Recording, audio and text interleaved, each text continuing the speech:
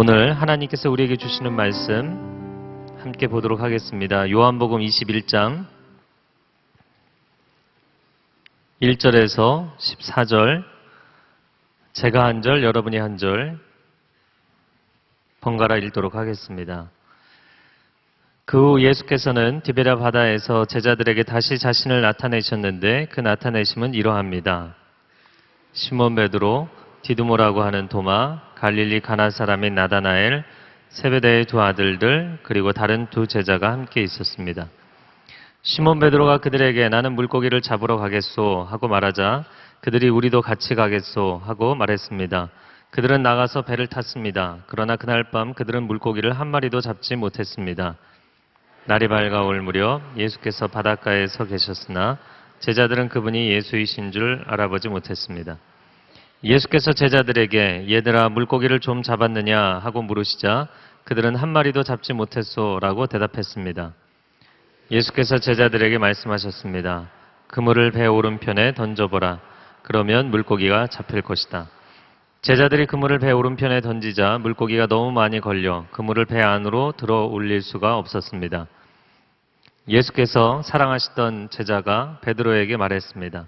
주이시다. 시몬 베드로는 주이시다 라는 말을 듣자마자 벗어두었던 겉옷을 몸에 걸치고 물로 뛰어들었습니다. 그러나 다른 제자들은 배를 탄 채 물고기가 가득한 그물을 끌면서 배를 저어 육지로 나왔습니다. 배가 바닷가에서 약 200규빗 정도밖에 떨어져 있지 않았기 때문입니다. 제자들이 육지에 도착해서 보니 숯불을 피워 놓았는데 숯불 위에는 생선이 놓여 있었고 빵도 있었습니다. 예수께서 제자들에게 말씀하셨습니다. 너희가 방금 잡은 생선을 좀 가져오라. 시몬 베드로가 배에 올라 그물을 육지로 끌어내렸습니다. 그물 안에는 큰 물고기가 153마리나 들어 있었습니다. 물고기가 이렇게 많았는데도 그물은 찢어지지 않았습니다. 예수께서 제자들에게 말씀하셨습니다. 와서 아침을 먹으라. 다들 그분이 주이신 줄 알고 있었기 때문에 제자들 중 감히 그분께 누구십니까? 라고 묻는 사람이 없었습니다. 13, 14절 함께 읽겠습니다. 예수께서 오셔서 빵을 가져다가 제자들에게 나눠주셨고 이와 같이 생선도 주셨습니다. 예수께서 죽은 사람들 가운데서 살아나신 뒤 제자들에게 나타나신 것은 이것이 세 번째였습니다. 아멘. 네, 지난주 종료주일이었고요. 그리고 한 주간 고난주간 특별 심야 예배로 십자가의 의미에 대해서 담임 목사님 메시지를 들었고요. 오늘 또 부활주일 메시지 함께 듣도록 하겠습니다. 요한복음 21장의 말씀으로 부활, 새로운 시작이라는 제목으로 담임 목사님 영상 메시지 듣도록 하겠습니다. 오늘 이 부활절 우리가 함께 나눌 말씀은 부활하신 예수님께서 베드로를 찾아 만나 주시는 사건입니다. 저는 부활에 관한 예수님의 기록을 읽으면서 이런 아쉬움과 이런 의문을 던져보았습니다. 예수님께서 부활하셔서 40일간 10여 차례 여러 사람들에게 혹은 개인적으로 나타나셨는데 그 모든 대상들이 한결같이 예수님의 제자들이었다는 것입니다. 저는 부활하신 예수님께 사형 언도를 내렸던 빌라도에게 나타나셨더라면 얼마나 통쾌했을까. 빌라도가 집무실에 들어오기 전에 예수님이 먼저 빌라도의 책상에 앉아서 빌라도를 맞이했더라면 얼마나 그 장면이 재미있었을까. 아마 그 본문을 가지고 설교 제목을 잡으려고 한다면 빌라도에게 복수하신 예수님, 빌라도를 기절시키신 예수님, 여러 재밌는 제목이 나왔을 겁니다. 산헤드린 공의원들이 모였을 때 그 가운데 나타나셔서 그들을 당황케 하셨다면 산헤드린을 당황케 하신 예수님, 로마 연병장 앞에 나타나셔서 너희들이 못 박은 나 예수가 살아났다 한 번만 외치셨다면 얼마나 신약의 마지막 부분이 통쾌할까 그런 생각을 해보았습니다. 그러나 그것은 한량한 우리 인간, 저의 복수심에서 나온 상상일 뿐입니다. 예수님은 그 부활의 영광스러움을 복수하는 데 사용하지 않으셨습니다. 도리어 그 부활의 영광을 통해서 실패하고 시리와 낭만과 두려움에 빠져있는 제자들을 찾아가셔서 그들을 다시 회복시키시고 그들에게 새로운 출발을 할 수 있는 시작으로 삼으셨다는 거죠. 특별히 예수님께서 베드로를 만나주신 이 장면은 가장 감동적인 장면이죠. 요한복음 21장은 예수님께서 부활하신 후에 세 번째로 나타나신 사건이라고 말씀했습니다. 1절에 보면 예수님께서 자신을 나타내신 일이 이러하니라. 부활하신 예수님을 제자들이 찾아다니지 않았습니다. 부활하신 예수님께서 제자들을 일일이 찾아다니셨다는 거죠.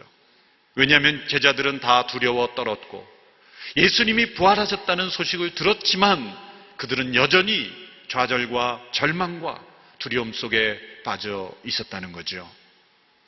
특별히 베드로를 보면 이미 무덤에 찾아온 여인들이 무덤이 비었다는 소식, 천사로부터 부활하셨다는 소식을 들었고, 그리고 그 다음에 제자들이 함께 모였을 때 예수님이 나타나셨은 것을 경험했음에도 불구하고 오늘 베드로의 모습을 보면 아직 두려움과 절망과 좌절에 빠져 있는 베드로의 모습을 보게 됩니다.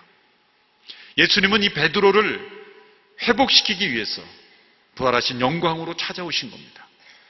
예수님은 이미 부활 이전에도 이 실패한 베드로를 회복시키기 위한 몇 가지 조치를 취하셨습니다. 첫 번째는 베드로가 예수님을 부인한 직후에 닭이 울기와 동시에 예수님께서 베드로를 쳐다보신 사건이에요. 그것이 누가복음 22장에 나와 있습니다. 22장 60절 62절의 말씀을 제가 읽어보겠습니다. 그러나 베드로가 말했습니다. 이 사람아, 나는 당신이 대체 무슨 말을 하는지 모르겠어. 바로 그때 베드로의 말이 채 끝나기도 전에 닭이 울었습니다. 주께서 돌아서서 베드로를 쳐다보셨습니다. 그러자 베드로는 오늘 닭이 울기 전에 내가 나를 3번 부인할 것이다 라고 하신 주의 말씀이 기억났습니다. 그리고 베드로가 통곡한 겁니다. 여러분, 베드로가 닭이 울었기 때문에 그 닭 울음소리를 듣고 회개한 것이 아닙니다. 예수님이 쳐다보셨기 때문에 그 예수님의 시선이 베드로와 마주침과 동시에 예수님의 말씀이 생각났고 닭 울음소리와 함께 그는 회개했던 거예요. 통곡했던 겁니다. 만일 예수님이 그를 쳐다보지 않으셨더라면 닭 울음소리가 나도 베드로는 무시했을지도 모릅니다.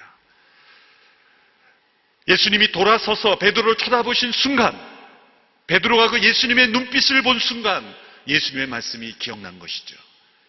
예수님의 그 눈빛은 어떤 눈빛이었습니까? 분노와 미움과 정죄로 가득한 눈빛이었겠습니까? 아닙니다. 사랑과 긍휼과 자비와 용서로 가득한 눈빛. 그 눈빛을 보고 베드로는 통곡했던 겁니다. 두 번째로 예수님이 취하신 조치는 무덤에 찾아온 여인들이 천사로부터 소식을 들었을 때 천사들이 여인에게 이렇게 말했습니다. 가서 제자들과 베드로에게 전하라. 예수님이 부활했다고 전하라. 그 사실이 마가복음 16장 7절에 나와 있습니다. 우리 같이 한번 읽어볼까요? 시작. 자, 이제 가서 그분의 제자들과 베드로에게 전하라. 예수께서 너희보다 앞서 갈릴리로 가실 것이며 그분의 말씀대로 거기서 너희가 예수를 보게 될 것이다. 여기에 제자들에게 전하라고만 해도 됩니다. 제자들에게 전하라고 할 때 베드로도 포함되는 것이죠. 그런데 특별히 제자들에게 그리고 베드로에게 전하라. 이 말씀은 만일 그곳 제자들 가운데 베드로가 없다면 베드로에게는 특별히 전하라. 예수님 부활했다고 전하라. 왜 베드로의 이름만 별도로 하는 걸까요? 예수님은 지금 베드로를 추적하고 계신 거예요. 왜 예수님께서 베드로를 이렇게 추적하십니까? 단지 그가 수제자였기 때문만은 아닙니다. 그것은 베드로의 실패가 다른 어떤 제자들의 실패보다도 더 중요한 실패였기 때문이에요. 물론 가룟 유다는 더 큰 실패를 했죠. 그러나 그는 사단이 그의 마음속에 들어간 실패였습니다. 버림받은 실패였습니다. 그러나 베드로의 실패는 예수님을 부인한 그 실패였지만 예수님은 베드로를 포기할 수가 없는 실패였습니다. 예수님은 베드로에게 이미 경고했죠. 모든 사람들이 다 나를 버릴 것이라고 했을 때 베드로가 손을 들며 흥분하며 예수님께 대들었죠. 다 버릴지라도 나는 주님을 버리지 않습니다. 예수님이 이렇게 말씀하셨어요. 닭 울기 전에 내가 나를 3번 부인하리라. 이렇게 구체적으로 경고하셨다면 베드로는 겸손하게 자기가 넘어질 수 있다는 것을 깨닫고 자기를 낮춰야 함에도 불구하고 베드로는 자기 자신을 너무 과신했던 거예요. 그리고 대제사장 집에 들에서 어린 사환 앞에서 그는 3번씩이나 예수님을 모른다고 그렇게 부인했던 것입니다. 예수님 앞에서 베드로가 그렇게 호언장담하지만 않았더라면, 베드로가 겸손하게 그렇게 실패할 수 있다는 것을 인정했더라면 그의 실패는 크게 부각되지 않았을지도 모릅니다.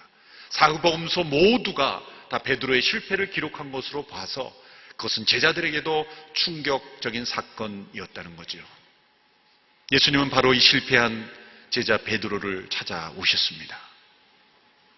이미 2번의 조치를 통해 베드로의 마음을 돌이키려고 노력하셨습니다. 그런데 오늘 본문에 나타난 베드로의 모습은 예수님이 부활하심에도 불구하고 베드로는 예수님을 쫓아다니지 않습니다. 오히려 예수님으로부터 도망가려고 하고 있습니다. 그 근거는 21장 초반부에 베드로가 제자들에게 나는 물고기 잡으러 가겠다라고 나서는 데부터 시작이 됩니다. 베드로가 왜 물고기를 잡으러 나섰겠습니까? 물론 배가 고파서 생계를 해결하려고 했겠죠. 단지 배가 고파서 생계를 해결하려는 그의 움직임을 성경에 이렇게 자세하게 기록할 이유는 없습니다. 이미 예수님과 함께 제자 생활을 할 때도 여러 번 배가 고파서 생계를 해결하려고 어쩌면 고기를 잡았을지도 모릅니다. 그런데 이 본문에서 부활에 관한 이 중요한 기록에서 베드로가 물고기 잡으러 가는 일을 기록한 이유는 바로 베드로가 단지 배고픔을 해결하기 위한 것 이상의 의미가 있었다는 거예요. 그건 무엇입니까?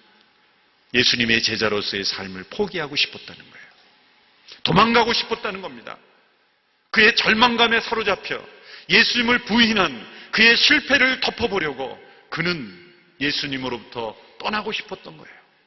이 시점이 3번째 나타난 시점이기에 그는 이미 여인들로부터 예수님이 부활했다는 소식을 들었고 2번째 적어도 제자들과 함께 모일 때 예수님을 부활하신 예수님을 목격했음에도 불구하고 그는 나는 물고기 잡으러 간다라고 말하고 도망가고 있는 겁니다. 제자들이 함께 따랐습니다. 역시 베드로는 실패해도 리더십이 살아있는 걸 봅니다. 베드로가 나는 물고기 잡으러 갈 거야 했더니 제자들이 합세해서 같이 가죠.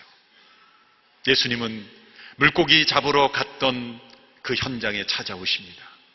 어느 심리학자는 그 베드로의 고백을 보면서 베드로는 과거의 그의 실패를 억누르려고 하고 있다. 저는 정확한 해석이라고 생각합니다.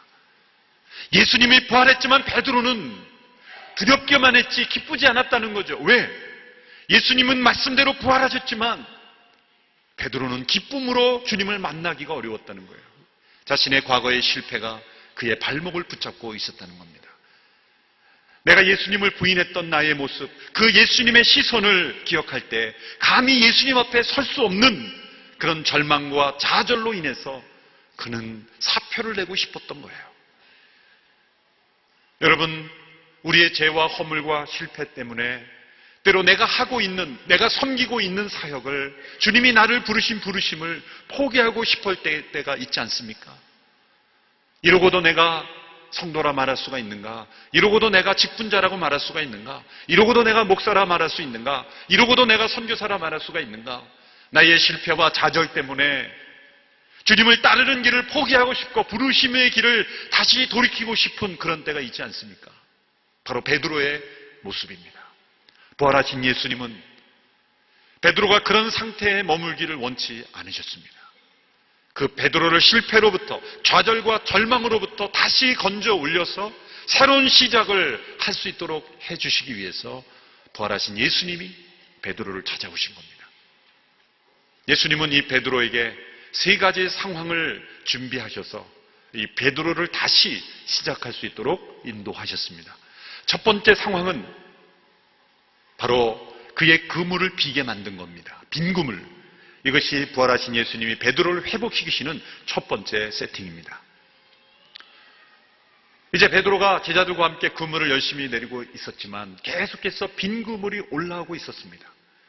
다른 제자들에게는 그냥 행운이 없어서 그물이 계속 비겠지라고 생각했을지 모르지만 적어도 베드로에게 있어서 이 빈 그물은 매우 중요한 의미를 가지는 상징이었어요. 베드로는 계속 그물이 비어 올라올 때 자신이 과거에 예수님을 어떻게 따르게 되었는지를 다시 기억하게 되었을 것입니다. 이 빈 그물이 등장하는 신약의 또 다른 장면이 있죠. 바로 베드로가 모든 것을 버려두고 예수님을 따르게 된 사건, 누가복음 5장에 나오는 사건입니다. 예수님이 많은 사람들을 갈릴리 해변에서 가르치실 때 시몬의 배에 오르셔서 가르치고 가르침을 마친 이후에 베드로에게 이렇게 말했습니다. 깊은 데로 가서 그물을 내리라. 그 상황에 베드로는 그물을 싣고 있었습니다. 어부들은 아침에 그물을 싣고 오후에 쉬었다가 저녁에 먹고 다시 나와서 또 밤새 그물을 내리는 그런 사이클을 가지고 있죠. 그런데 예수님께서 깊은 데로 가서 그물을 내리라고 하셨을 때 그것은 받아들이기 어려운 그러한 제안이었던 것입니다. 일단 예수님의 과거 출신 직업이 뭡니까? 어부가 아니라 목수입니다. 베드로는 갈릴리 호수에서 잔뼈가 굵은 갈릴리 어부협회 회장 출신입니다. 예수님은 나사렛 목수협회 회장 출신이에요. 나사렛 목수협회 회원이 갈릴리 어부협회 회장 출신에게 깊은 데로 가서 그물을 내리라 말라. 이 말 자체가 합당하지 않은 거예요. 베드로의 자존심이 무너지는 제안입니다. 더군다나 상식적으로 아침에는 깊은 데로 고기가 몰리지 않는 법입니다. 얕은 데로 몰리는 법이죠. 또 그물을 내리면 오후에 다시 씻어야 되면 어부의 리듬이 깨지는 거예요. 그러면 그 다음날 고기를 잡을 수가 없어요. 경제적으로도 손실이 납니다. 그물을 씻는 귀찮음을 감수해야 됩니다. 또 언어에 보면 그물을 하나만 아니라 다 내리라 그랬어요. 그물을 다 내리라. 가지고 있는 재물을 다 내리라. 있을 수 없는 제한. 그런데 베드로는 이것이 바로 베드로의 장점이죠. 한번 해봅시다. 사실은 베드로가 예수님이 주님이라고 고백했기 때문에 순종한 것은 아니에요. 선생이요 그랬습니다. 선생님으로밖에 인정하지 않았어요. 제가 밤이 맞도록 수고했지만 아무것도 얻지 못했지만 선생님께서 말씀하시니 제가 한번 해보겠습니다. 사실은 이런 뉘앙스가 속에 들어있는 거예요. 실패할 것이 뻔하지만 이렇게 많은 사람들이 존경하는 선생님 말씀하시니 제가 손해보는 셈 치고 한번 해보죠. 그런 뜻이에요. 놀라운 일이 일어났습니다. 물고기가 잡혔습니다. 베드로는 그 갈릴리 호수 밑바닥에 뭐가 들어있는지 다 아는 사람이에요. 분명히 다 던져봤던 곳입니다. 그런데 아무런 일이 일어나지 않았었어요. 왜 아무런 고기가 잡히지 않았습니까? 그날 예수님이 갈릴리 호수 물고기들에게 한 말씀 하셨기 때문이에요. 얘들아 오늘 베드로에게 협조하지 마라. 놀라운 일이 일어나서 고기가 잡혔을 때 베드로는 이렇게 고백했어요. 주여 나를 떠나서서 나는 죄인으로서이다. 왜 갑자기 자인의 죄인이라고 고백하죠? 왜 나를 떠나달라고 말하죠? 정말 주님으로 순종해서 그런 일을 했다면 할렐루야 주님 감사합니다 그랬을 텐데 왜 나를 떠나달라 나는 죄인이라고 말하죠? 그 마음속에 죄성이 있었다는 거예요. 예수님을 주님으로 인정하지 않았다는 거예요. 어쩌면 내가 이렇게 함으로써 예수님도 한번 창피당해봐라 그런 마음도 있었을지 몰라요. 그 모든 자기의 죄성을 깨닫고 예수님 앞에 무릎을 꿇고 모든 것을 버려두고 예수님을 따르게 된 사건. 베드로가 어떻게 예수님 만났습니까? 빈 그물로 만난 거예요. 그의 경험과 그의 상식과 그의 판단이 무너져 내렸을 때 예수님을 따르기 시작했다는 거예요. 그가 성공해서 예수님을 따른 게 아닙니다. 지금 많은 고기가 잡혔기 때문에 베드로가 예수님을 따른 게 아니에요. 내 힘과 경험으로 할 수 없는 것을 이루실 수 있는 분, 그분을 만났기에 예수님을 따른 거죠. 예수님이 왜 이 밤에 또 그물을 비게 하시고 계십니까? 제자들과 함께 그물을 내렸지만 계속해서 빈 그물이 올라오고 있어요. 여러분 왜 그물이 비고 있을까요? 좀 전에 말씀드렸잖아요. 예수님이 한 말씀 하셨기 때문이에요. 얘들아 오늘 밤에도 협조하지 마라. 계속 빈 그물이 올라올 때 예수님이 부활하신 예수님이 건너편에서 말씀하십니다. 얘들아 고기가 있느냐? 없습니다. 그물을 배 오른편에 던지라. 자, 제자들이 지금 전부 그물을 왼편에만 계속 던졌기 때문에 고기가 없는 걸까요? 아니죠. 예수님이 오른편에 던지라고 했을 때 예수님이 고기들에게 말씀합니다. 오른편으로 모여라. 바로 그때에 예수님의 제자 요한이 예수님이시다, 주님이시다 발견합니다. 누구보다도 가까이 지냈던 요한이기에 예수님의 음성을 제일 먼저 식별한 거죠. 그때 베드로가 당황하여 겉옷을 두른 후 물속에 뛰어들었다 그랬어요. 이 사건을 듣고 학자들은 두 가지 견해로 갈라지죠. 어떤 사람들은 예수님을 빨리 만나기 위해서 겉옷을 동여매고 뛰어들었다고 말합니다. 또 한 사람들은 너무나 당황한 나머지 쥐구멍이라도 들어가고 싶은데 부활하신 예수님을 만나기가 너무 두려웠는데 배에는 쥐구멍이 없으니 순간적인 충동에서 물속에 빠져든 거예요. 저는 두 번째 견해가 맞다고 생각을 해요. 물론 이건 천국 가서 베드로 할아버지 인터뷰해봐 알겠지만은 너무나 당황스러웠던 거예요. 물속에 빠져서 허우적거릴 때 베드로는 무슨 생각이 났을까요? 무리를 잠시 걷다가 믿음이 없어 빠져서 허우적거렸던 자신의 과거를 또 한번 생각해 보지 않았을까요? 예수님은 이 빈구문을 통해 이렇게 말씀하시는 거예요. 너가 지금 나를 부인하고 실패했다고 나를 떠나려느냐? 너가 나를 만나기 시작했을 때 너는 성공이 아니라 너의 승리가 아니라 너의 좌절과 실패 가운데 나를 만났지 않느냐? 그러므로 너의 실패는 나를 따르는 길을 포기할 이유가 되지 못한다. 내가 인정하지 않는다라는 신호죠. 이제 상황이 바뀌어서 두 번째 상황이 됩니다. 예수님께서 갈릴리 호숫가에서 숯불을 피고 그곳에 제자들을 맞이하고 계십니다. 베드로는 젖은 몸으로 왔습니다. 베드로가 물속에서 나왔을 때 예수님이 숯불 앞에 계신 것을 보고 아마 베드로는 깜짝 놀랐을 거예요. 예수님은 그 제자들에게 이렇게 말합니다. 잡은 생선을 좀 가져오라. 아무 말씀도 하지 아니하시고 지금 잡은 생선을 가져오라. 그래서 생선을 구우며 그 제자들을 위해서 식사를 마련해 주고 계십니다. 얼마나 놀라운 책망입니까? 여러분, 이 두 번째 상황은 숯불입니다. 신약 성경에 숯불이라는 단어가 3번 나오는데 바로 요한복음 21장에는 이 숯불이 나오는 지점이 어디에 있습니까? 정확하게 동일한 단어가 누가복음이 아니라 예수님 앞에 예수님을 부인했던 베드로가 대제사장 가야바의 집에서 예수님을 부인한 이유가 뭡니까? 왜 그 뜰에 갔어요? 숯불을 쬐러 간 거예요. 추운 공기를 달래보려고 몸을 달래고 자신의 몸을 달래려고 숯불 앞에 있다가 어린 사원 앞에서 부인했던 거예요. 그리고 또 한 번의 숯불이 나오는 게 로마서에 나옵니다. 잠언의 말씀을 인용해서 이런 말씀이에요. 원수가 굶주리거든 먹이우고 목마르거든 마시오라. 너희들이 만일 원수에게 그렇게 하면 그 원수의 머리 위에 숯불을 올려놓는 것과 같이 될 것이다. 그때 숯불이 나와요. 그리고 요한복음 21장에 바로 숯불이 나와요. 자, 예수님께서 베드로에게 숯불 앞에서 식사를 마련한 것은 잠언의 말씀을 그대로 실행한 거예요. 아마 베드로의 머리 위에는 숯불이 올려져 있는 것 같은 뜨거움을 느꼈을 거예요. 숯불이 눈앞에 있지만 숯불이 머리 위에 있는 것 같은 그런 말도 할 수 없는 그런 예수님 앞에 죄송함과 그런 어쩔 수 없는 그런 분위기가 연출되었던 거죠. 예수님 왜 숯불을 베드로 앞에 보여주셨습니까? 그것은 베드로가 실패한 그 실패를 직면하게 하는 거예요.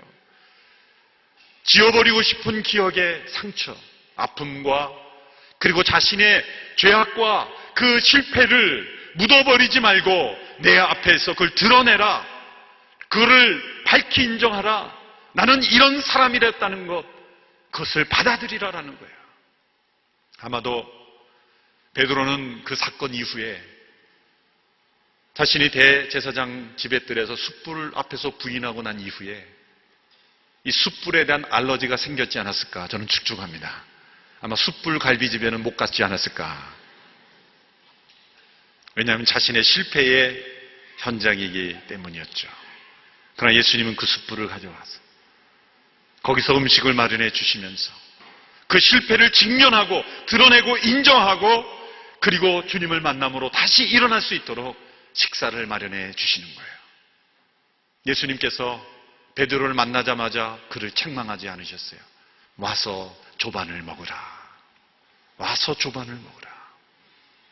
이것은 놀라운 주님의 책망의 모습이었던 거예요. 주님은 먹임으로 책망을 하는 거예요. 세 번째로 베드로를 회복시키기 위해서 마련하신 상황은 세 번의 질문입니다. 조반을 먹은 후에 예수님이 베드로에게 질문하셨어요. 요한의 아들 시몬아, 내가 나를 사랑하느냐? 요한의 아들 시몬아, 내가 나를 사랑하느냐?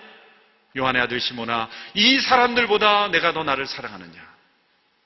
예수님이 세 번의 질문을 던지실 때 베드로라 이름을 부르지 않으시고 요한의 아들 시몬이라 이름을 부르는 것은 매우 중요합니다.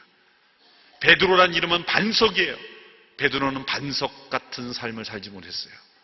요한의 아들 시몬, 과거의 모습으로 돌아갔다는 거예요. 이름을 바꿔 부른 것 자체도 책망입니다. 더 큰 은혜는 세 번의 질문을 던져주셨다는 거예요. 예수님이 세 번 책망하지 않으셨어요. 너가 그럴 수 있어? 너가 그럴 수 있어? 너가 그럴 수 있니? 그런 질문이 아니었어요. 내가 나를 사랑하느냐? 긍정의 질문이었어요.